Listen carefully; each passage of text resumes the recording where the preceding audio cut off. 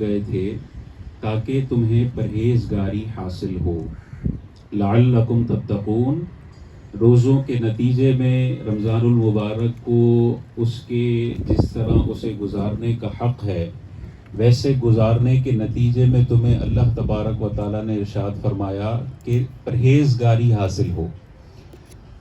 اب اس آیت کا تقاضا یہ ہے کہ رمضان المبارک ہم مناتے ہیں، ہم سحر و افطار کی خوشیاں بٹورتے ہیں، لیکن جو اللہ تبارک و تعالیٰ نے اس کا نتیجہ ذکر فرمایا کہ تم روزے رکھو گے تو تمہیں لازم نتیجہ یہ نکلنا چاہیے کہ تمہیں پرہیزگاری حاصل ہونی چاہیے۔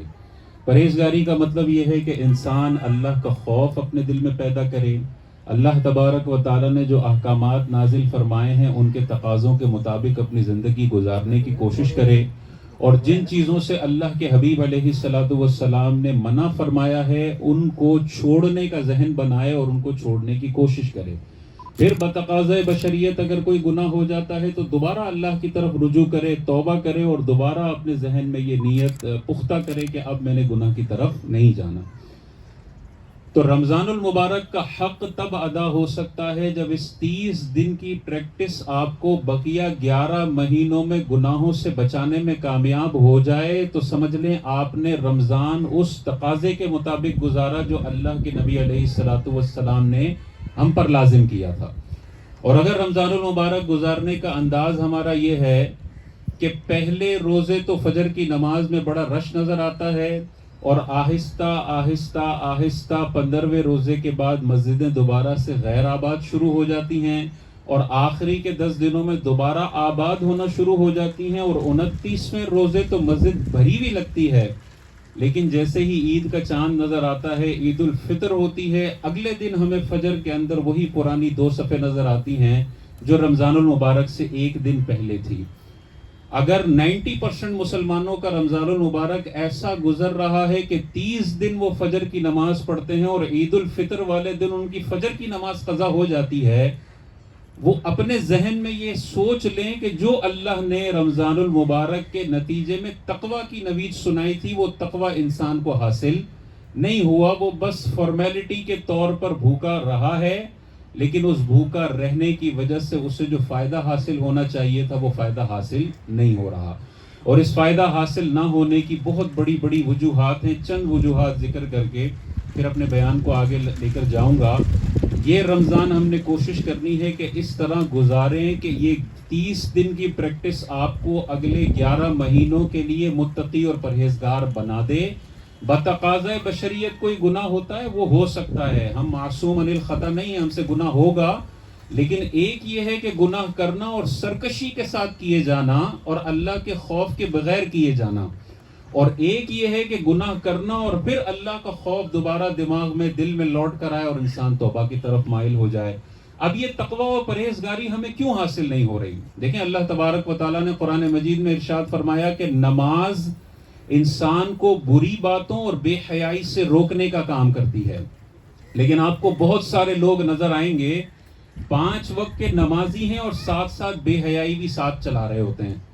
یعنی نماز ان کو بے حیائی سے روکنے کا کام دے گی، یہ اللہ فرما رہا ہے، لیکن اس کی نماز اس کو بے حیائی سے روکنے کا فائدہ نہیں دے رہی۔ نماز کا مسئلہ نہیں ہے، اس کے نماز پڑھنے کے انداز میں مسئلہ ہے کہ یہ بالکل مرے دل سے نماز پڑھ رہا ہے، جو نماز اسے تقوی و پرہیزگاری اور بے حیائی سے روکنے کا نتیجہ بن سکتی تھی وہ بن نہیں پا رہی ہے۔ یہی روزوں کا معاملہ ہے، اور اس میں سب سے بڑی جو ہم خطا کرتے ہیں رمضان المبارک میں کہ ہم نے رمضان المبارک کو کھانوں کا مہینہ بنایا ہوا ہے، کہ یہ رمضان المبارک جب بھی آتا ہے ہمارے گھروں کا راشن ڈبل ہو جاتا ہے، ہمارے کھانوں کی تعداد ڈبل ہو جاتی ہے، شروع کے 1 ہفتے میں ڈاکٹرز کے پاس رش بڑھ جاتا ہے۔ جو بھوک کی وجہ سے انسان کو تقوی و پرہیزگاری حاصل ہونی چاہیے تھی، شہوتوں کا غلبہ کم ہونا چاہیے تھا، گناہوں کی طرف اٹریکشن کم ہونی چاہیے تھی، وہ بھوک انسان روزے میں پیدا ہی نہیں ہونے دیتا۔ سحری میں اتنا زیادہ کھاتے ہیں کہ ظہر عصر تک ان کو بھوک نہ لگے، اور مغرب میں اتنا زیادہ کھاتے ہیں کہ مغرب کی جماعت نکلنے کا سب سے بڑا ریزن یہ ہے کہ افطار میں بہت زیادہ کھا لیا، اور بہت سارے لوگوں کی تراویح ضائع ہونے کا سب سے بڑا ریزن یہ ہے کہ افطار کے اندر ایسے کھانے پہ ٹوٹ پڑتے ہیں کہ جیسے کبھی کھانا دیکھا نہ ہو. تاجدار کائنات کی حدیث پاک اپنی ذہن میں رکھیں. اگر اس حدیث کو آپ اپنی زندگی میں امپلیمنٹ کر لیں، آپ ساری زندگی بہت بڑی بڑی بیماریوں سے بھی اپنے آپ کو بچا لیں گے، اور جو روزے کا لازم نتیجہ تقویٰ ملنا چاہیے تھا وہ بھی انشاءاللہ آپ کو حاصل ہو جائے گا. حضور علیہ السلام نے ارشاد فرمایا، سب سے برا برتن جو انسان بھرتا ہے وہ اس کے پیٹ کا برتن ہے. اس دنیا میں جو سب سے بری چیز آپ بھر سکتے ہیں نا، وہ آپ کے پیٹ کا برتن ہے. حضور علیہ السلام نے آگے ارشاد فرمایا، انسان کے لیے چند لقمے کافی ہیں جو اس کی کمر کو سیدھا رکھ سکے. بس یعنی انسان، ہم نے تو بعض اوقات اپنی زندگی کو کھانا زندگی کا بنیادی مقصد بنایا ہوتا ہے نا، ناشتہ، پھر دوپہر کا، پھر رات کا. تاجدار کائنات ارشاد فرما رہے ہیں، انسان کے لیے چند لقمے کافی ہیں جو اس کی کمر کو سیدھا رکھ سکیں. آگے حضور علیہ السلام نے ارشاد فرمایا، اگر اس سے زیادہ کھانے کی طلب ہو، یعنی چند لقمے کھانے پھر رک جانا ہے. حضور علیہ السلام آگے ارشاد فرماتے ہیں، اگر کبھی اس سے زیادہ کھانے کی طلب ہو تو پیٹ کا تہائی حصہ کرے اور تہائی سے زیادہ پیٹ میں روٹی نہ ڈالے. یعنی اگر آپ کا فل پیٹ 3 روٹیوں میں بھرتا ہے تو تاجدار کائنات ارشاد فرماتے ہیں کہ 1 روٹی سے زیادہ نہ تم نے سحری میں کھانا ہے اور 1 روٹی سے زیادہ نہ تم نے افطار میں کھانا ہے. ہم جو ساری زندگی اپنے جسموں پر ظلم کرتے ہیں، صبح 10 بجے حضرت نے ٹنکی فل کر کے ناشتہ کر لیا، دوپہر کو 2 بجے دوبارہ ابھی پیٹ خالی ہونے کے مرحلے میں تھا، دوبارہ کبھی بھی پیٹ خالی نہیں رہنے دیتے، دوبارہ فل کر لیا، اور پھر رات کا کھانا، اور پھر 12 بجے الگ سے سنیکس چل رہے ہوتے ہیں. آج دیکھیں ہاسپٹلز کا کتنا زیادہ، آپ جا کے دیکھیں کتنا برا حال ہے. 30 سال کے لوگوں کو شوگر ہو رہی ہے، 35 سال کے لوگوں کو ہارٹ اٹیک ہو رہا ہے. یہ کیا وجہ کیا ہے؟ اتنا ظلم ہم اپنے جسم پر کرتے ہیں غذاؤں کی وجہ سے، اور مختلف مرغ و مسلم کو بے دریغ کھانے کی وجہ سے. اور رمضان المبارک میں یہ کھانا کنٹرول ہونا چاہیے تھا، لیکن ہم اس کھانے کو اور 4 گنا بڑھا کے اپنے جسموں پر ظلم کرتے ہیں. خدا را ہمیں تاجدار کائنات کی اس حدیث کو اپنی زندگی میں نافذ کرنا چاہیے. اپنے آپ سے عہد کر لیں کہ میں نے اس حدیث پر عمل کرنا ہے. دسترخوان میں اس وقت تک کھانا ہے جتنے میں فیل کرتا ہوں کہ میری کمر سیدھی رہے گی. یہ مطلب نہیں ہونا چاہیے کہ دسترخوان سے اٹھنا ہی نہیں ہے جب تک میرا پیٹ نہ بھر جائے. حضرت عائشہ صدیقہ رضی اللہ تعالی عنہا ارشاد فرماتی ہیں کہ حضور علیہ السلام کے وصال ظاہری کے بعد سب سے بڑی بدعت اور سب سے پہلی بدعت جو ظاہر ہوئی وہ پیٹ بھر کر کھانا کھانا تھا. آج یہ معمول ہے کہ پیٹ بھر کر کھانا، اور موٹاپا اور مختلف قسم کی بیماریاں اسی کی وجہ سے ہیں. آج ڈاکٹرز ہمیں بتاتے ہیں ہاسپٹل میں جو 90% مریض آپ کو نظر آئیں گے، ان کی بیماری کا صرف ایک ریزن ہے غذا. جو یہاں سے لے کر جاتے ہیں وہ مختلف بیماریوں کی شکل میں ظاہر ہوتا ہے، کبھی کینسر اور کبھی مختلف بیماریاں. بھوک آپ کو روزے میں لگنی چاہیے. یہ رمضان آپ نے ایسا گزارنا ہے کہ ظہر کے بعد آپ کو پیاس بھی لگے اور آپ کو بھوک بھی لگے. تاجدار کائنات کی یہ حدیث اپنے ذہن میں رکھیے گا. حضور علیہ السلام نے نوجوان نسل سے فرمایا کہ اے نوجوانوں کے گروہ، تم میں جس میں استطاعت ہو وہ نکاح کر لے، اور اگر تم میں نکاح کی استطاعت نہیں ہے تو تمہیں چاہیے کہ تم روزہ رکھو، کہ روزہ شہوتوں کو کاٹ کر رکھ دیتا ہے. جب انسان مرغ و مسلم کھائے، مختلف غذاؤں سے ہر وقت اپنا پیٹ بھرا رکھے، تو پھر گناہ کرنے کا جو مزہ ہے یا گناہ کرنے کا جو اٹریکشن ہے وہ یہاں پر ہوتی ہے. اور ایک دن آپ اپنی غذا کو بڑا لمٹ کر کے رکھیں، بہت منیمم غذا کی طرف اپنے آپ کو مرکوز کر کے رکھیں. آپ یہ محسوس کریں گے کہ جب غذا بہت زیادہ کھاتا ہوں تو نماز قضا کرنے کا بہت زیادہ دل کرتا ہے، مختلف گناہ میں پڑھنے کا بڑا دل کرتا ہے. اور جس دن میری غذا بڑی لمیٹڈ ہوتی ہے اس دن مجھے عبادتوں کی طرف میرا شوق بڑھ جاتا ہے اور گناہوں کی لذت کم ہو جاتی ہے. یہ فارمولا تاجدار کائنات نے عطا فرمایا. تمہیں گناہوں کی اٹریکشن کو جڑ سے ختم کرنا ہے، اپنی غذاؤں کو کنٹرول کر لو. تو یہ فرائیڈ غذائیں اور سحری میں یہاں تک ٹنکی فل کرنا اور افطار میں ٹنکی فل کرنا، اپنے آپ کو ان ظالمانہ چیزوں سے بچا کر رکھیں. بچوں کو بچا کر رکھیں. ہم بعض اوقات بچوں کو مختلف چیزیں ایسی فراہم کرتے ہیں, ہمارے پاس تو رپورٹیں آتی ہیں نا کہ چھوٹے چھوٹے بچوں کے بیماریاں لگ رہی ہیں. اب آپ غور کریں گے کہ 7 سال کا بچہ, 10 سال کا بچہ, 12 سال کا بچہ, آنکھوں کے نمبر کتنے ہیں حضرت کے؟ آنکھوں کے نمبر ہو گئے 3 نمبر, 4 نمبر, 5 نمبر. ہماری اپنی فیملی میں بچے ہیں 3 نمبر, 4 نمبر, 5 نمبر. وجہ کیا ہے کہ والدہ, بچہ جب شور کرتا ہے تو والدہ بچے کی طرف توجہ دینے کے لیے تیار نہیں ہے, تو موبائل فراہم کر دیا اور اس میں وہ چھوٹا بھیم دیکھ رہا ہے, مختلف ہندوؤں کے کلچر بھی سیکھ رہا ہے اور ساتھ ساتھ اپنی آنکھوں کا بیڑا غرق بھی کر رہا ہے. یہ بچہ جب 25 سال کا ہوگا نا تو پھر اپنے ماں باپ سے ہی شکوہ کرے گا کہ آپ نے بچپن میں ایسی بلو لائٹ میری آنکھوں پر ماری اور 10-10 گھنٹے تک مار رہے تھے, آج میری آنکھوں کا نمبر 4-5 کی طرف چلا گیا اور بغیر چشمے کے میں بالکل اندھا ہو گیا ہوں. تو ہمیں غور کرنا چاہیے, اپنی جان پر بھی غور کریں اور اپنے بچوں کے حوالے سے بھی غور کریں.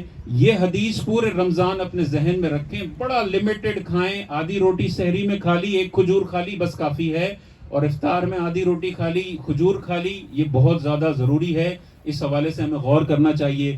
دوسرا, روزے کی روحانیت اور برکت ہمیں اس لیے حاصل نہیں ہوتی کہ تاجدار کائنات کی, یہ بخاری کی حدیث ہے, حضور علیہ الصلوۃ والسلام نے ارشاد فرمایا جو جھوٹی بری بات کو نہ چھوڑے اور اس پر عمل کرنا نہ چھوڑے تو ایسے بندے کے بھوکا پیاسا رہنے کی اللہ کو کوئی ضرورت نہیں ہے. انسان بھوکا پیاسا رہے, سحری سے افطار تک بھوکا پیاسا رہے, دھوپ میں کام کر رہا ہے اور اتنی تکلیف سے روزہ رکھ کر اس نے روزہ مکمل کیا. اللہ کے نبی بخاری کی حدیث میں فرما رہے ہیں اگر یہ زبان سے گندگی اگلنا نہیں چھوڑتا, اگر یہ اپنے دل میں بغض و کینہ ختم نہیں کرتا, اگر یہ مختلف جو رمضان سے پہلے نظروں سے, آنکھوں سے, زبان سے گناہ کر رہا تھا وہ بھی بے دلیری کے ساتھ جاری رکھتا ہے, تو اللہ کو ایسے بندے کے بھوکا پیاسا اور روزے کی کوئی حاجت نہیں ہے. میدان محشر میں یہ روزہ اس بندے کے منہ پر مار دیا جائے گا. تو ہمیں روزہ رکھنا ہے, لیکن روزے کے بعد بھی اور روزے سے پہلے بھی اپنی زبانوں کو کنٹرول میں رکھنا ہے. تاجدار کائنات نے ایک اور حدیث پاک میں ارشاد فرمایا, حضور علیہ الصلوۃ والسلام نے ارشاد فرمایا جو مجھے 2 جبڑوں کے درمیان جو چیز ہے اس کی ضمانت دیتا ہے اور جو 2 ٹانگوں کے درمیان ہے اس کی ضمانت دیتا ہے, میں اسے جنت کی ضمانت دیتا ہوں. یعنی یہ زبان انسان کو اتنے جہنم کے گڑھے میں پہنچا سکتی ہے کہ بڑے بڑے گناہ ایک طرف اور زبان کا گناہ ایک طرف. دیکھیں نا حضور علیہ الصلوۃ والسلام نے کیا ارشاد فرمایا کہ جہنم میں خواتین کی تعداد مردوں سے زیادہ میں نے پائی ہے, کثرت سے خواتین ہوں گی. وجہ کیا ہے کہ وہ شوہر کی ناشکری کرتی ہیں اور مختلف زبان کے گناہوں میں اپنے آپ کو ملوث رکھتی ہیں. تو آج بعض اوقات سحری کے بعد روزہ شروع ہوتا ہے اور پھر صبح اٹھنے کے بعد غیبتوں اور چغلیوں اور بہتان تراشیوں کا بازار افطار تک گرم ہوتا ہے. ہم غور نہیں کرتے. دیکھیں زنا کرنے کو حرام قرار دیا گیا. حضور علیہ الصلوۃ والسلام نے ارشاد فرمایا اگر تم اپنے بھائی کی پیٹھ پیچھے برائی کرو تو یہ زنا میں پڑنے سے زیادہ بدتر گناہ ہے. یعنی اندازہ کریں اتنا کبھی گناہ. لیکن حضور علیہ السلام ارشاد فرماتے ہیں اپنی زبان سے اپنے بھائی کی پیٹھ پیچھے برائی کرنا مردار بھائی کا گوشت کھانے جیسا ہے اور اتنے بڑے فحش گناہ سے زیادہ بڑا گناہ ہے. ہم بعض اوقات کسی چور کو تو برا سمجھ رہے ہوتے ہیں کہ یہ چور ہے, یہ زانی ہے, یہ شرابی ہے, اس کو برا سمجھ رہے ہوتے ہیں, لیکن زبان کے حوالے سے قرآن میں اتنی واضح آیتیں آئی ہیں, لیکن ہم بعض اوقات ساری زندگی اپنے زبان کا بے دریغ استعمال کرتے ہیں اور اس کے حوالے سے جو عذابات آئے ہیں وہ ہماری نظر میں نہیں ہوتے. اس رمضان ہم نے تہیہ کرنا ہے کہ ہم نے جسمانی غذا کا بھی روزہ رکھا ہوا ہے اور اپنی زبان کو بھی لوگوں کی غیبت سے میں نے بچانا ہے. یہ اصول بنا لیں. برائی کا جب بھی تذکرہ آئے گا کسی انسان کا نام میری زبان پر نہیں آئے گا. اچھائی کرتے وقت آپ نام لیں, فلاں عبد الستار بھائی, فلاں شمیم بھائی, فلاں یہ بھائی, فلاں یہ بھائی, لیکن جب بھی برائی کا تذکرہ آئے گا میرا نفس جتنا مجھے کہہ رہا ہے یار اس کا نام لے, اس کا نام لے, اس کا نام لے کے برائی کر, میں نے اپنی زبان پر نام نہیں لینا. آپ جنرل برائی کر سکتے ہیں کہ یار چوری بڑی عام ہو گئی ہے, فراڈ بڑا عام ہو گیا ہے, جھوٹ بڑا عام ہو گیا ہے, بدنگاہی بڑی عام ہو گئی ہے, لیکن آپ یہ نہیں کہہ سکتے کہ فلاں کا شوہر چور ہے، فلاں کا شوہر شرابی ہے، فلاں کا شوہر یہ غلط کام کرتا ہے. یہ پیٹھ پیچھے برائی ہے. اور بعض اوقات جب مردوں کو اور خواتین کو سمجھایا جاتا ہے کہ بھائی پیٹھ پیچھے برائی مت کرو، تو وہ کہتی ہیں کہ ہم سچ تو بات کہہ رہے ہیں، یہ سچی برائی ہے، یہ جھوٹ نہیں ہے. غور کرنا چاہیے. غیبت کی تعریف ہی یہی ہے کہ کسی کی پیٹھ پیچھے اس کی سچی برائی کو غیبت کہا جاتا ہے. جھوٹی برائی اگر آپ کر رہے ہیں تو وہ بہتان ہے، وہ غیبت سے بڑا گناہ ہے.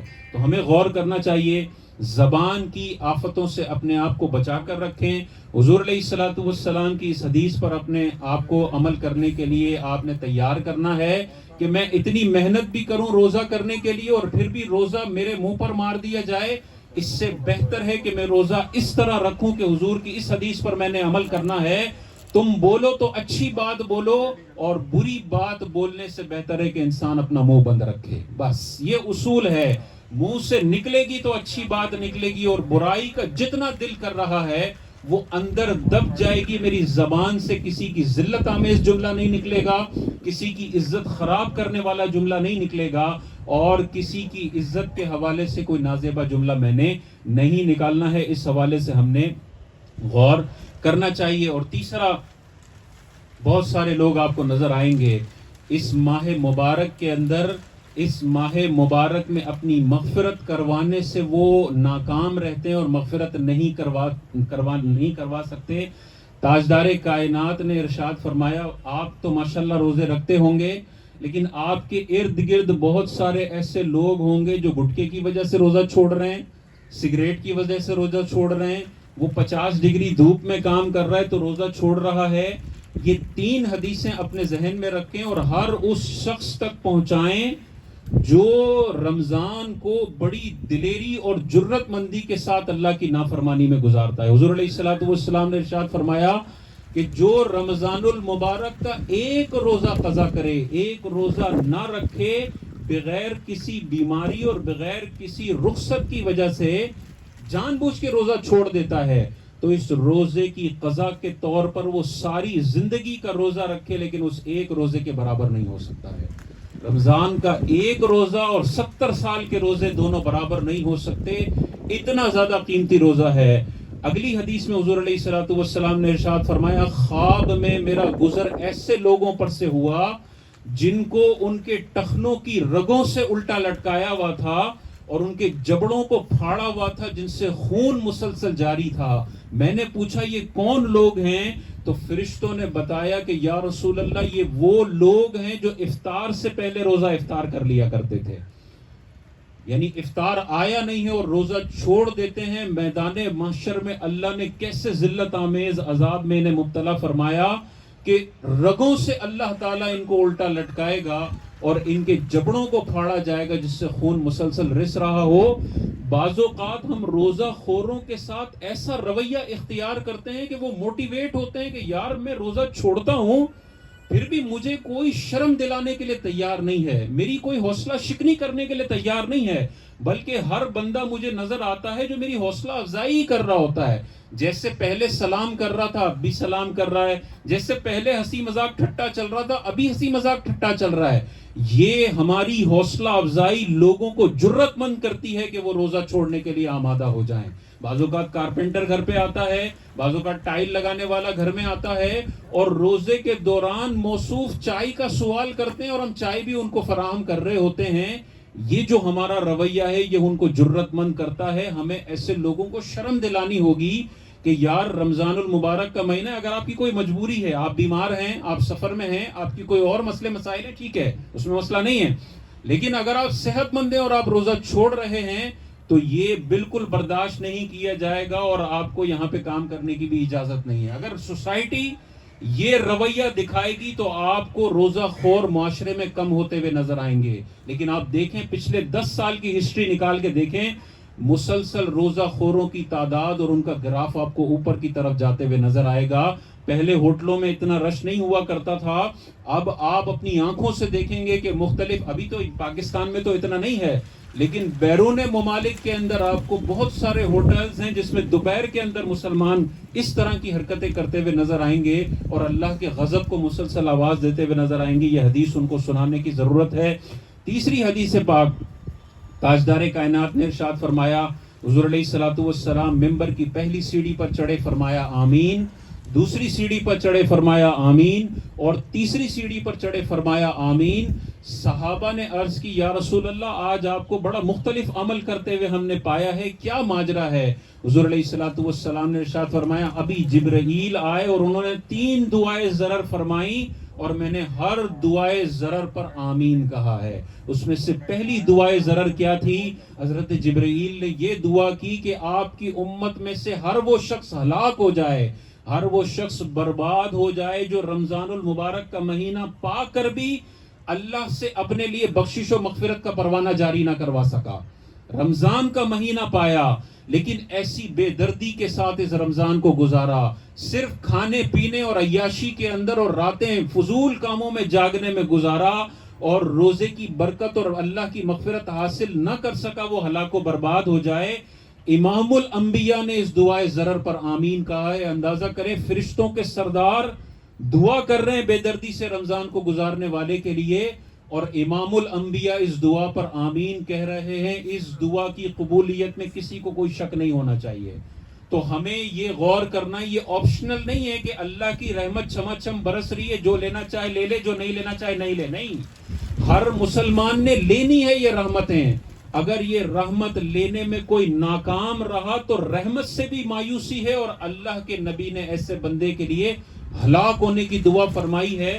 وہ کبھی بھی آباد نہیں ہو سکتا جو رمضانوں کو بے دردی کے ساتھ اور بڑی جرت مندی اور دلیری کے ساتھ گناہوں سے آلودہ کرتا ہے۔ اس حوالے سے ہمیں غور کرنا چاہیے۔ آج کل ٹائم پاس کرنے کے لیے سوشل میڈیا کا دور ہے، روزوں کے اندر سوشل میڈیا چل رہا ہوتا ہے، اور اس میں بعض اوقات ہم انٹینشنلی کوئی گندی چیز نہیں دیکھ رہے ہوتے، لیکن ہم آگے بڑھ رہے ہوتے ہیں تو اچانک ایتھیسٹ کا کلپ آ جاتا ہے جو خدا کے وجود کا انکار کر رہا ہے، اور اس میں وہ 4-5 اعتراضات کرتا ہے۔ بعض اوقات کوئی ایک اعتراض انسان کے دماغ میں گھر کر جاتا ہے، اور ہمارے پاس ایسی سٹوریز ریگولر آتی ہیں۔ ماں باپ نے اپنے بچوں کو کینیڈا پڑھنے بھیجا، 2 سال بعد بچے نے ماسٹر بھی کمپلیٹ کر لی اور ایتھیزم کو بھی مکمل طور پر اپنا لیا، یہودیت کو بھی مکمل طور پر اپنا لیا، اور عیسائیت کو بھی مکمل طور پر اپنا لیا۔ بعض اوقات انگلش کے چکر میں اور اپنے بچوں کو بڑا اعلیٰ مستقبل دینے کے چکر میں عقائد سکھائے بغیر اپنے بچوں کو کینیڈا اور US سے بھیج دیتے ہیں، اور ایسے ماں باپ کو ہم نے فون پہ خون کے آنسو روتے ہوئے دیکھا ہے کہ اب ہمارا بچہ ملحد ہو گیا ہے، اللہ اور رسول کے وجود کا انکار کرتا ہے، اور مسلسل وہ شراب کا عادی ہو گیا ہے اور زنا کا عادی ہو گیا ہے۔ تو ہمیں اس حوالے سے غور کرنا چاہیے۔ یہ رمضان غنیمت جانیں، اور اس رمضان المبارک میں فضولیات میں نہ پڑیں۔ صراط الجنان فی تفسیر القرآن پلے اسٹور پہ آپ کو ایک اپلیکیشن ملے گی، وہ آپ سب نے ڈاؤن لوڈ کرنی ہے اور تہیہ کر لینا ہے۔ روزانہ 4 آیتیں، ہر نماز کے بعد 5 آیتیں، 10 آیتیں، جتنا آپ کا اسٹیمنا ہے وہ آیتیں آپ نے ترجمہ اور تفسیر کے ساتھ پڑھنی ہے۔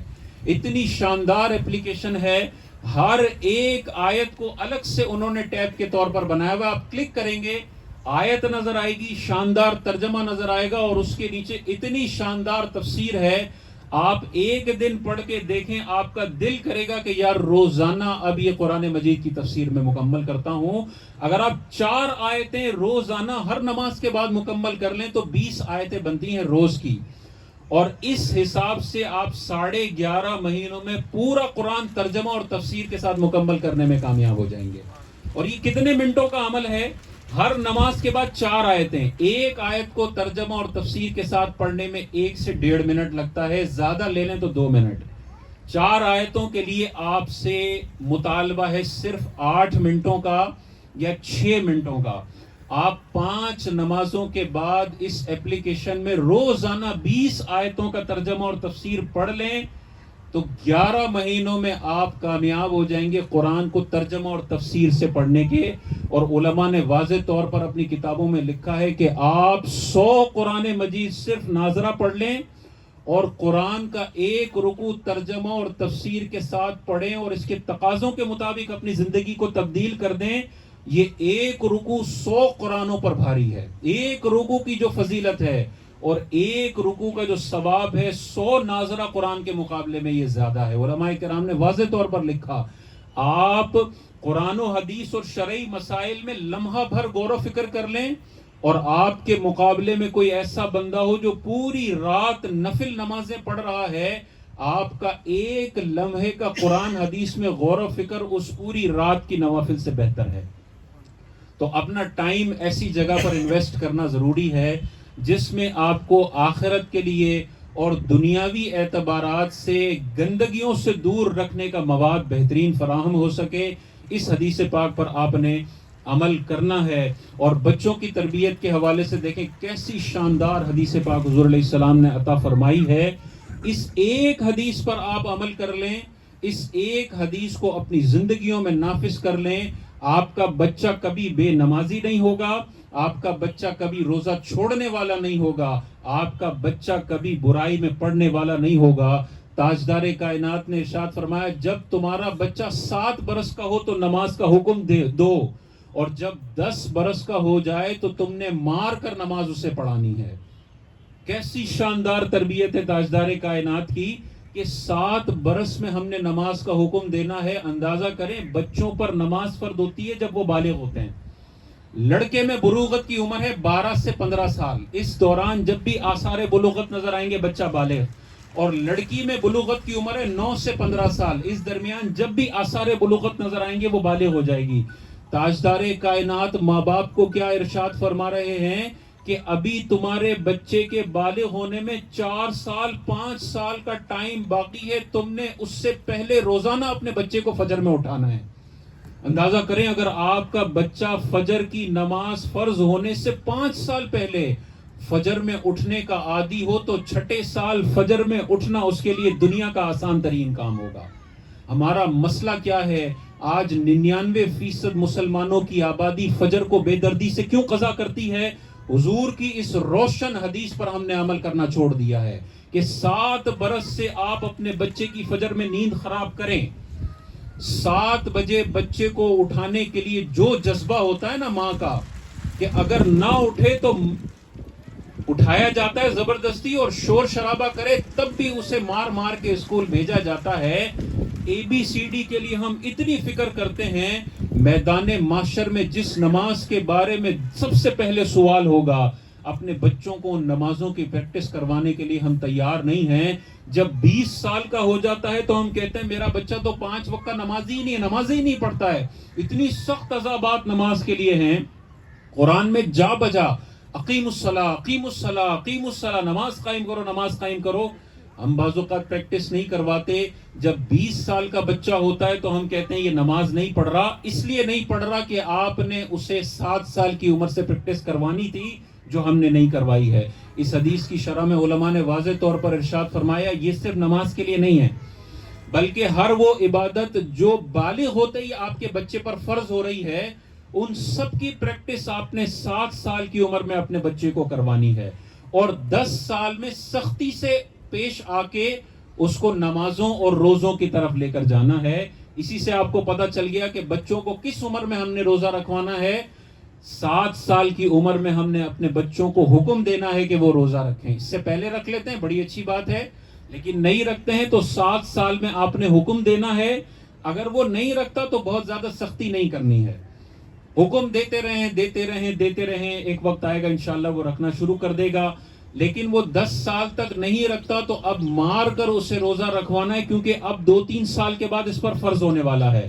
تو اب حدیث میں آیا مارنے کا یہ مطلب نہیں ہے کہ ایسا مارے کہ نشان پڑ جائے، نہیں، جہاں پر بھی حدیث میں مارنے کا ذکر آیا وہاں پہ ایسا مارنا ہے کہ چہرے پر نہ ہو، اور ایسا مارنا ہے کہ نشان نہ پڑے۔ بعض اوقات ہماری مائیں بچوں کو ایسا مارتی ہیں کہ چہروں پر نشان پڑ جاتے ہیں۔ احادیث میں چہرے پر مارنے کی ممانعت آئی ہے، چاہے اپنی اولاد ہی کیوں نہ ہو، چہرے پر مارنے کی اجازت نہیں ہے۔ باقی جسم پر ایسا مارا جا سکتا ہے ماں باپ کی طرف سے کہ جس میں نشان نہ پڑے۔ اس حوالے سے ہمیں غور کرنا چاہیے۔ 7 برس کی عمر میں اپنے بچوں کو روزوں کی پریکٹس کروائیں۔ 7 برس کی عمر میں اپنے بچوں کو ڈونیشن دینے کی پریکٹس کروائیں کہ اگر وہ مالدار ہو گیا بالغ ہوتے ہی تو اس نے اب زکوٰۃ دینی ہے۔ بعض اوقات زکوٰۃ اور ڈونیشن کی عادت نہیں ہوتی، 15 سال کی زکوٰتیں فرض ہوتی ہیں، اور بندہ کروڑوں روپے چھوڑ کر مر جاتا ہے، قبر کی طرف چلا جاتا ہے۔ اس کے بینک اکاؤنٹ میں اتنا پیسہ پڑا ہوتا ہے جس کی زکاتیں اس نے ادا نہیں کی ہوتی ہیں. خواتین کے پاس بعض اوقات 8-8 تولے سونا ہوتا ہے، لیکن ان کے ذہنوں میں یہ وسوسہ شیطان نے ڈال دیا کہ جو روزگار پر لگا ہوا ہے زکات صرف اس نے دینی ہے. حالانکہ زکات کا تعلق روزگار اور بے روزگاری سے نہیں ہے، زکات کا تعلق مال سے ہے. اگر بہن کے پاس 3 تولے سونا ہے اور کچھ کیش بھی پڑا ہوا ہے کہ ان سارے مالوں کو ملا کے 52.5 تولہ چاندی خریدی جا سکتی ہے، تو 3 تولہ سونے والی پر بھی زکات لازم ہے. ہر سال اس نے زکات نکالنی ہے. یا تو شوہر سے مانگ کر زکات ادا کرے یا اپنا تھوڑا سا سونا فروخت کر کے زکات ادا کرے. تو اس حوالے سے ہمیں غور کرنا چاہیے. بچپن ہی سے گھر کا ماحول ایسا رکھیں کہ آپ کے بچے اللہ اور اس کے رسول کے دین کے قریب ہونے کے عادی بن جائیں، نہ یہ کہ مسلسل گھر کا ماحول ایسا ہو کہ بچے بغاوت کی طرف چلے جائیں. آج کل بڑا برا ماحول ہمیں اپنے گھروں میں نظر آتا ہے. بچوں کو مصروف رکھنے کے لیے ہم وہ کانٹینٹ بچوں کو دکھا رہے ہوتے ہیں جس میں وائلنس ان کو سکھایا جا رہا ہوتا ہے، تشدد ان کو سکھایا جا رہا ہوتا ہے، مختلف غیر مذہبی رسومات ان کے دماغوں میں ڈالی جا رہی ہوتی ہیں، اور وہ بعض اوقات اپنی زندگی میں ان چیزوں کا نمونہ کرتے ہوئے ہمیں دکھائی دیتے ہیں، لیکن ہم بچہ سمجھ کر ان کو اگنور کر دیتے ہیں. شروع سے ہی اپنے بچوں کو کانٹینٹ وہ دکھائیں جو آپ کے بچوں کی ہارڈ ڈسک کو صاف ستھرا رکھے. یاد رکھیے، اگر بچپن میں 15-20 سال آپ نے بچوں کو وہ کانٹینٹ دکھایا جو غیر اسلامی کانٹینٹ ہے، تو اس کانٹینٹ کے نتیجے میں بچوں کی جو اپ برنگنگ ہو رہی ہے، بچوں کی نشو و نما جو ہو رہی ہے، وہ اس گند سے ہو رہی ہے جو وہ یوٹیوب پہ دیکھ رہے ہیں.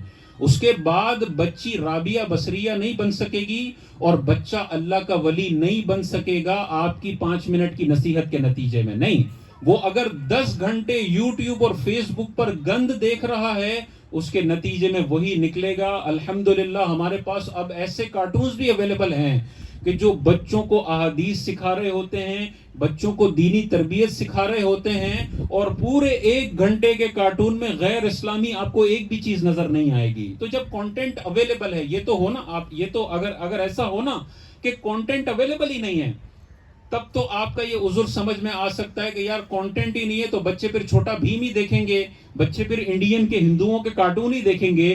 جب ہمارے علماء کرام نے کروڑوں روپے لگا کے ایسے شاندار کارٹونز بنا دیے ہیں جو بچہ اگر آپ دیکھے تو رات کو سوتے وقت آپ کو سونے کی دعا پڑھتا ہوا نظر آئے گا. آپ حیران ہو جائیں گے کہ میں نے تو کبھی نہیں سکھائی، لیکن وہ کنیز فاطمہ دیکھتا ہے، غلام رسول دیکھتا ہے، اس میں سوتے وقت اسے سونے کی دعا سکھائی جاتی ہے، صبح اٹھتے وقت اسے دعا سکھائی جاتی ہے، اسے لوگوں کا شکریہ ادا کرنا سکھایا جاتا ہے، اسے عورتوں کے پردے کے آداب سکھائے جاتے ہیں. چھوٹی چھوٹی بچیاں اسکارف میں ہوتی ہیں. جب بچہ مسلسل یہ دیکھتا ہے تو اس کی شخصیت بھی اسی طرح ڈیولپ ہونا شروع ہوتی ہے جو وہ اسکرین پر دیکھ رہا ہے، اور اس کے مقابلے میں جو بچہ گند دیکھ رہا ہوتا ہے پھر بعد میں شخصیت بھی اسی طریقے سے ڈیولپ ہوتی ہے. اپنے سوشل میڈیا کو پاکیزہ کرنے کی ضرورت ہے، اور اپنے بچوں کے حوالے سے سوشل میڈیا کو پاکیزہ کرنے کی ضرورت ہے. اس کا بڑا خطرناک نتیجہ ہمیں نوجوان نسل میں نظر آ رہا ہے، اور آج کل کے جو چھوٹے چھوٹے بچے ہیں جب یہ اپنی 15 سال کی عمر تک پہنچیں گے اس وقت تو یہ کینسر عروج پر ہو چکا ہوگا. ابھی ہمیں اس کے برے نتائج نظر آ رہے ہیں، حالانکہ سوشل میڈیا کو آئے ہوئے کوئی 10 سال ہوئے ہیں، لیکن آج کا جو بچہ کانٹینٹ دیکھ رہا ہے، جس قسم کی غلاظت ہمیں سوشل میڈیا پر نظر آتی ہے، اس کانٹینٹ کو دیکھ کر اگر وہ بڑا ہوگا تو اس کے نتائج بڑے بھیانک اور خطرناک ہوں گے. ایک دفعہ جب بچہ ہاتھ سے نکل جاتا ہے اسے دوبارہ اسلامی پٹڑی پر لانا یہ قریب ناممکن ہوتا ہے. ممکن ہی نہیں ہے کہ اس کو دوبارہ لوٹایا جا سکے. اس حوالے سے ہمیں غور کرنا چاہیے. آخر میں بس ایک حدیث پاک ذکر کر کے پھر اپنے بیان کو ختم کرتا ہوں. حضور علیہ الصلوۃ والسلام نے ارشاد فرمایا، یا تم عالم بنو یا طالب علم بنو، یا علماء کی صحبت میں رہنے والے بنو، یا علماء سے محبت کرنے والے بنو، اور 5ویں مت بننا ورنہ تم ہلاک ہو جاؤ گے.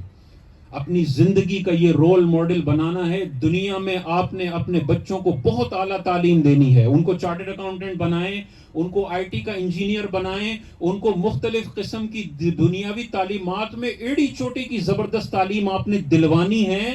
لیکن تاجدار کائنات کی اس حدیث کو بھی اپنے ذہن میں رکھنا ہے کہ صرف ABCD کے چکر میں بچے کی آخرت کا بیڑا غرق ہم نے نہیں کرنا ہے. اس 60 سال کی زندگی کو بھی اچھی بنانے کے لیے کوشش کرنی ہے, اور مرنے کے بعد کے اربوں سالوں کے مستقبل کے لیے بھی میں نے محنت کرنی ہے.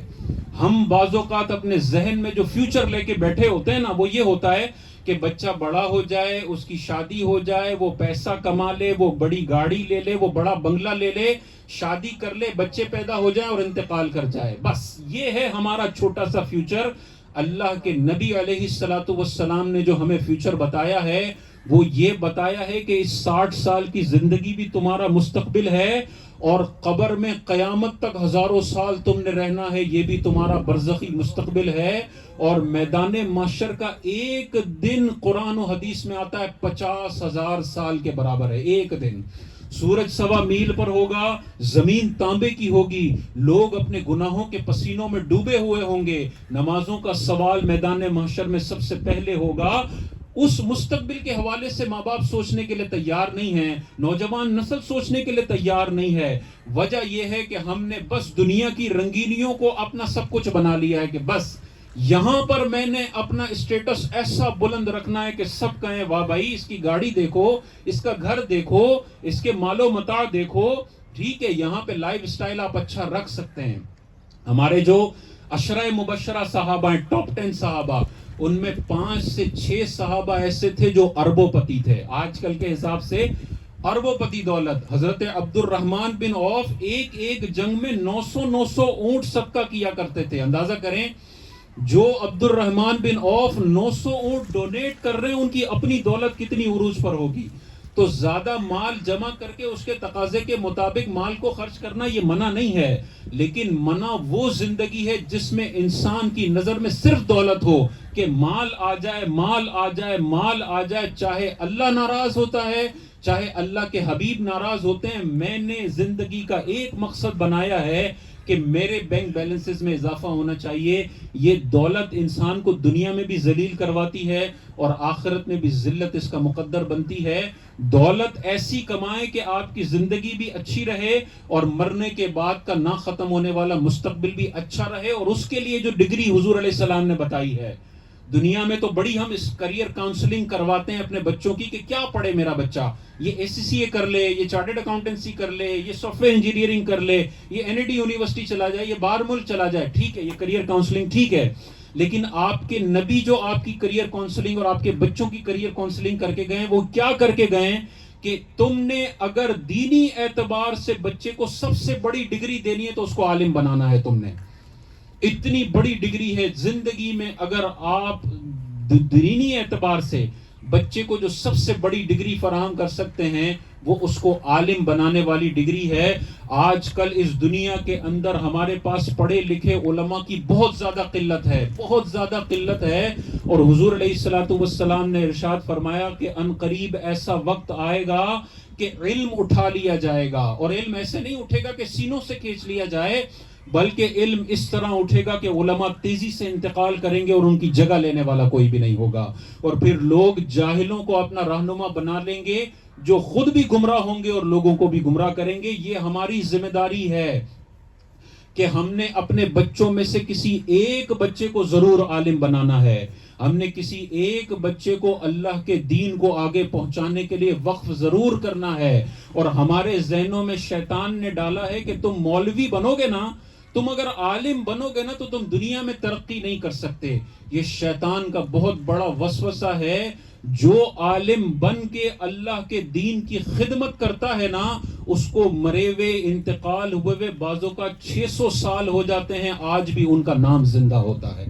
دیکھیں نا, آپ کو بڑے بڑے قارون اور بڑے بڑے اربوں پتی نظر آئے, مرنے کے بعد کوئی ایک نام لیوا نہیں ہوتا جنہوں نے اللہ کے دین کا کام کیا ہے, منبر پر بیٹھ کر لوگوں کو قرآن حدیث سکھائی ہے. اگرچہ دنیا میں وہ تھوڑی تکلیف میں گئے ہوں, لیکن آج 1000 سال بھی ان کے وصال کو ہو جائیں, ان کا نام بھی زندہ ہے. اور لوگ ہاتھ اٹھا کے اپنے ماں باپ کے لیے اتنی دعائیں نہیں کرتے جتنے اس عالم کے لیے دعائیں کر رہے ہوتے ہیں.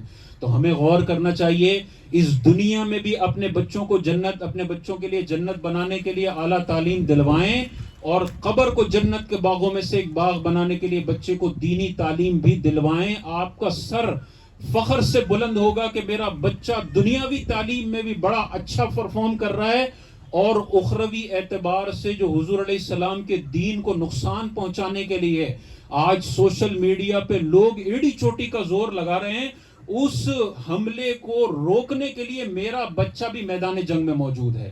اگر یہ ذمہ داری ہم نہیں سمجھیں گے اور ہم اپنے بچوں کو دینی فیلڈ میں نہیں لائیں گے تو اللہ کے نبی کے دین کو بلند رکھنے کے لیے کون میدان عمل میں آئے گا؟ یہ علماء سے ہی دین کی بقا ہے. حضور علیہ السلام نے ارشاد فرمایا العلماء ورثۃ الانبیاء، علماء انبیاء کے وارث ہیں. قیامت تک جو دین اسلام باقی رہے گا وہ علماء کی برکت سے باقی رہے گا. اگر ہم اپنے بچے دین اسلام کی تبلیغ کے لیے پیش نہیں کریں گے تو میدان محشر میں اس کا حساب دینا پڑے گا. اس حوالے سے غور کریں اور اپنے بچوں کو عالم بھی بنائیں. بہت سارے لوگ میں جانتا ہوں فاسٹ یونیورسٹی سے سافٹ ویئر انجینئرنگ کا بھی کورس کیا اور رات میں درس نظامی بھی مکمل کیا.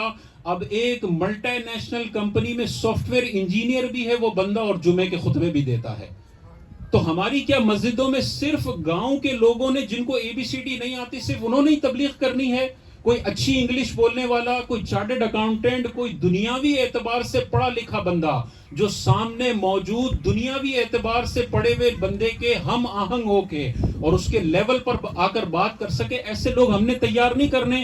ہم بعض اوقات گھر میں اگر 4 بچے ہیں تو جو سب سے کند ذہن ہوتا ہے نا، جو پڑھنے لکھنے کے قابل نہیں ہے، کہتے ہیں یار اس کو مدرسے میں ڈال دو. یہ ہم اپنے دین کے ساتھ سلوک کرتے ہیں کہ جو کمزور بچہ ہے وہ دین پڑھے گا اور جو ذہین بچہ ہے وہ باہر جائے گا تعلیم حاصل کرنے کے لیے. یہ انتہائی غلط طریقہ ہے. تاجدار کائنات نے آخری حدیث ذکر کر کے اپنے بیان کو ختم کرتا ہوں. حضور علیہ الصلوۃ والسلام نے ارشاد فرمایا جب بندہ مر جاتا ہے تو اس کا عمل رک جاتا ہے سوائے 3 اعمال کے. مرنے کے بعد حضور علیہ الصلوۃ والسلام ارشاد فرماتے ہیں انسان اپنے گھر والوں کو روزانہ غمناک آواز میں ندا دیتا ہے. وہ کیا ندا ہوتی ہے؟ غمناک آواز میں مردہ اپنے گھر والوں کو ندا دیتا ہے کہ اے میرے گھر والوں، اے میرے دوستوں، میرے لیے دعا کرو اور میرے لیے صدقہ کر ہم پر مہربانی کرو. مرنے کے بعد آپ کو لوگوں کے صدقے کی ضرورت ہوگی، لوگوں کی دعاؤں کی ضرورت ہوگی. اتنا تڑپ رہا ہوگا قبر کے اندر، اور بعض اوقات اولاد 6 مہینے کے بعد قبر پر آنے کے لیے تیار نہیں ہے، دعائیں مغفرت کرنے کے لیے تیار نہیں. حضور علیہ السلام نے ارشاد فرمایا جب تم مر جاؤ گے تمہارے اعمال رک جائیں گے سوائے 3 اعمال کے. ان میں سے پہلا حضور علیہ الصلوۃ والسلام نے ارشاد فرمایا صدقہ جاریہ. جو تم نے اپنے مال سے ایسا صدقہ کیا جس کا فائدہ تمہارے مرنے کے بعد بھی لوگ اٹھا رہے ہیں، اس صدقے کا فائدہ تمہیں قبر میں پہنچتا رہے گا. اس صدقہ جاریہ کی بڑی بڑی مثالیں میں آپ کو دے دیتا ہوں. بعض اوقات ہم کروڑوں روپے چھوڑ کر انتقال کر جاتے ہیں. اگر ہمیں تھوڑی سی مہلت مل جائے نا دوبارہ زندگی میں آنے کی تو ہم فوراً صدقہ جاریہ کا فیصلہ کریں کہ میں مر جاؤں تو اس کا فائدہ مجھے ملنا چاہیے. اور وہ صدقہ جاریہ کیا ہے؟ غریب علاقوں میں جائیں جہاں مسجدیں انڈر کنسٹرکشن ہیں اور وہ بن نہیں پا رہی کیونکہ اس علاقے میں فنڈ دینے والا کوئی بھی نہیں ہے. اس علاقے میں اگر آپ 3-4 لاکھ روپے مسجد کی کنسٹرکشن میں تعاون کر دیتے ہیں، یہ مسجد اگلے 300 سالوں تک باقی رہے گی. اس میں پڑھی جانے والی نماز کا ثواب آپ کو قبر میں ملتا رہے گا. ایسے دارالعلوم ہیں جہاں پر مستقبل کے معمار تیار ہو رہے ہیں، علماء تیار ہو رہے ہیں، لیکن ان کو بجلی کے بل ادا کرنے کے لیے پیسے نہیں ہیں. اور بہت سارے ذہین طالب علم کو میں خود جانتا ہوں 8 سالہ درس نظامی 5ویں سال میں وہ چھوڑ رہا ہے. کیوں چھوڑ رہا ہے؟ کہ وہ جس جگہ سے آتا ہے وہاں کے آنے جانے کا کرایہ 15,000 بنتا ہے، اس وجہ سے وہ عالم نہیں بن پا رہا حالانکہ وہ اتنا ذہین طالب علم ہوتا ہے. تو ہمیں غور کرنا چاہیے ایسے ذہین طالب علم جو اپنی پڑھائی کا خرچہ نہیں اٹھا رہے ان کو اسپانسر کر دیں کہ بھائی تو ذہن لگا کے پڑھ، تیرا مہینے کا 15,000 خرچہ ہے، میں نے اسپانسر کرنا. یہ اتنا بڑا ثواب جاریہ ہے. یہ اگر 8 سالہ درس نظامی مکمل کر کے عالم بن گیا، یہ جو کتابیں لکھے گا اس میں آپ کا حصہ بھی شامل ہوگا. یہ لاکھوں لوگوں کی ہدایت کا سبب بنے گا، اس میں آپ کا حصہ بھی شامل ہوگا. اور قیامت تک اس ثواب جاریہ کا اجر آپ کو اللہ تعالیٰ قبر میں عطا فرماتا رہے گا. تو ویسے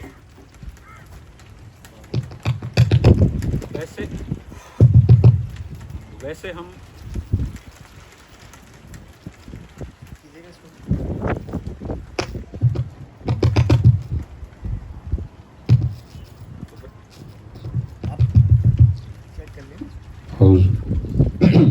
تو ویسے ہم بہت سارے صدقہ جاریہ کر رہے ہوتے ہیں اور بہت سارے ڈونیشنز کر رہے ہوتے ہیں. اب یہ 2 ڈونیشنز آپ نے اپنی ذہن میں رکھنے ہیں.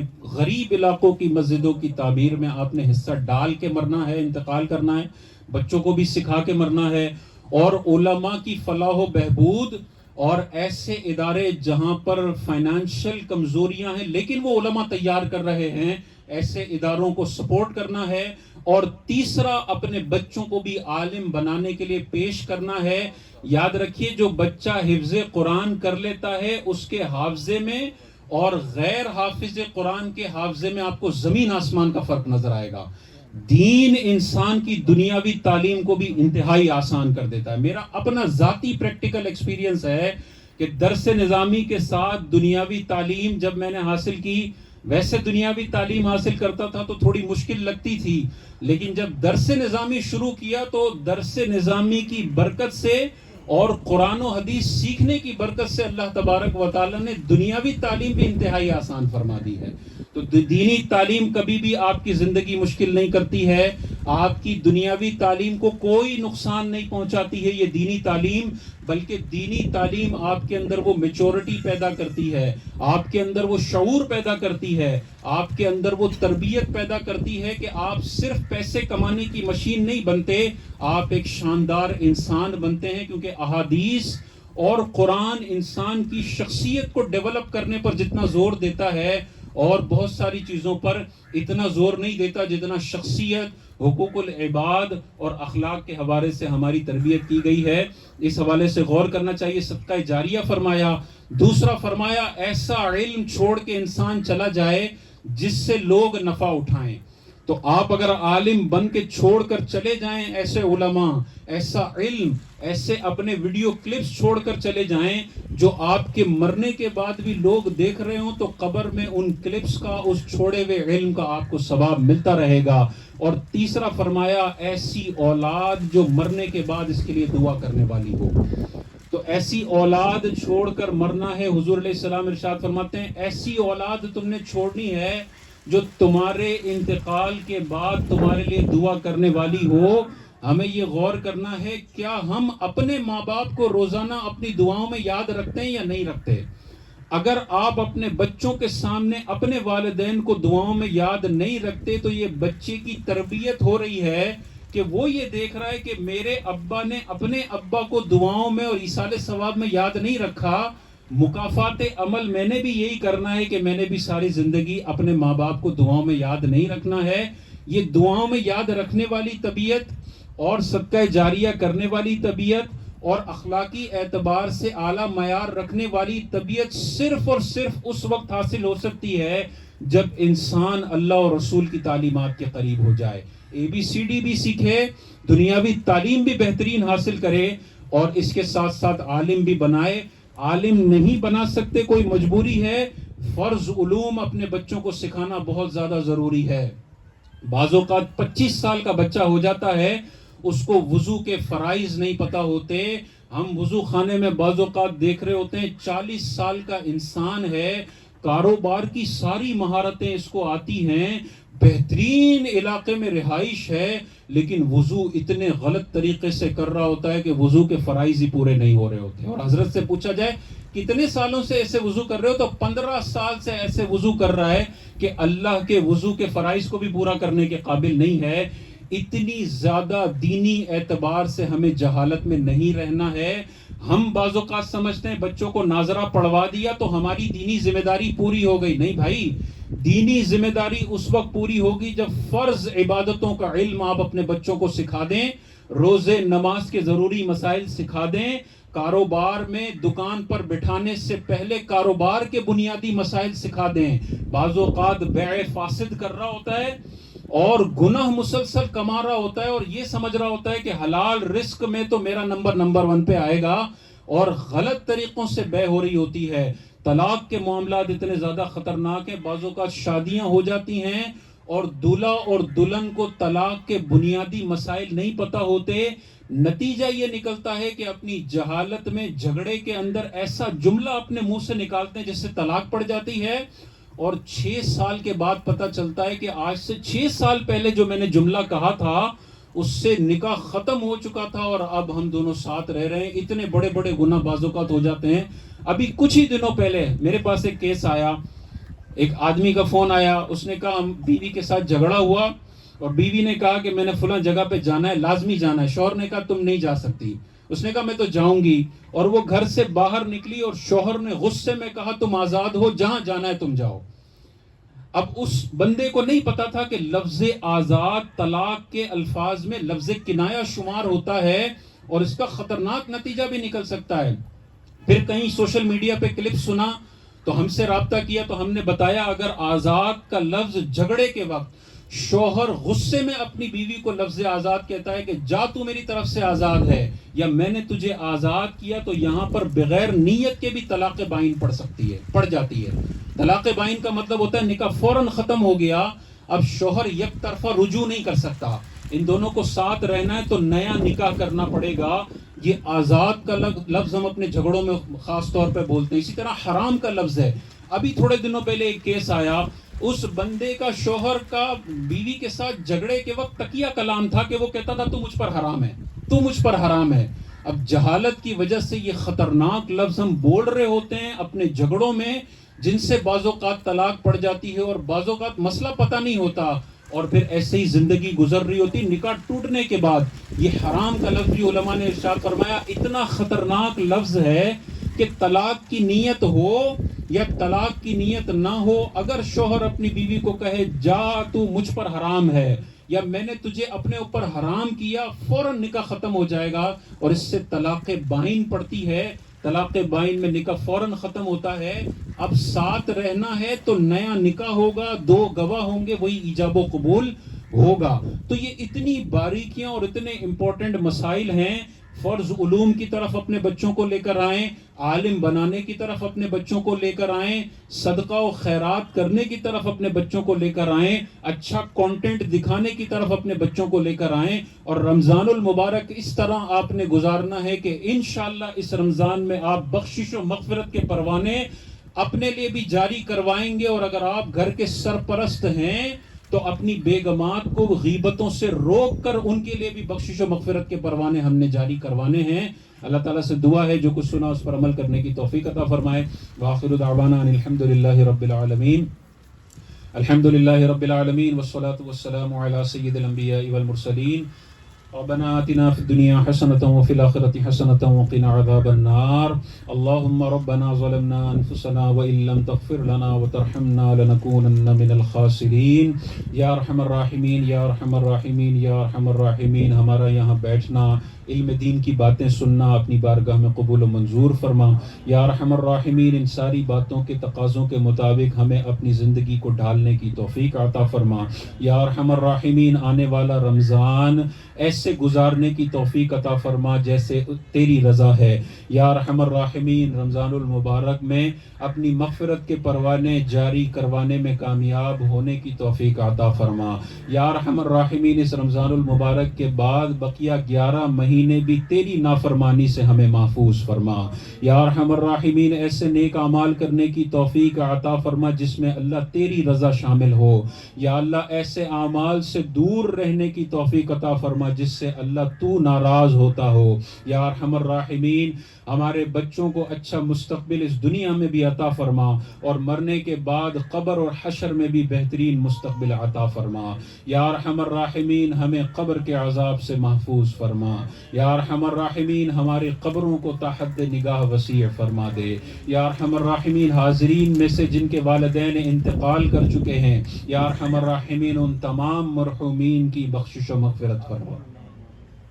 یا ارحم الراحمین، ہمیں دنیا اور آخرت کی تمام خیر و بھلائیاں عطا فرما. یا ارحم الراحمین میدان محشر کی ذلت و رسوائیوں سے ہم سب کو محفوظ فرما.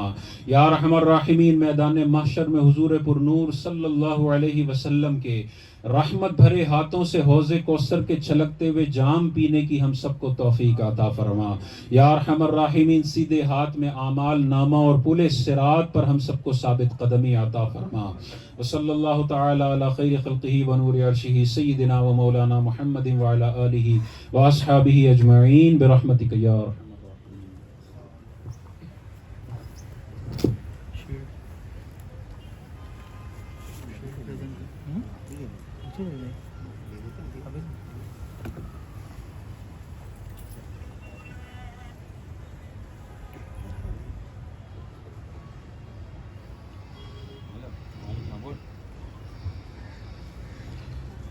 جزاک اللہ.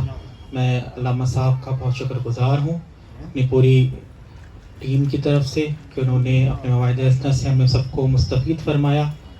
اور میں گزارش کروں گا مسٹر عاشر زری والا سے کہ آپ تشریف لائیں اور حضرت کو شیل پیش کریں.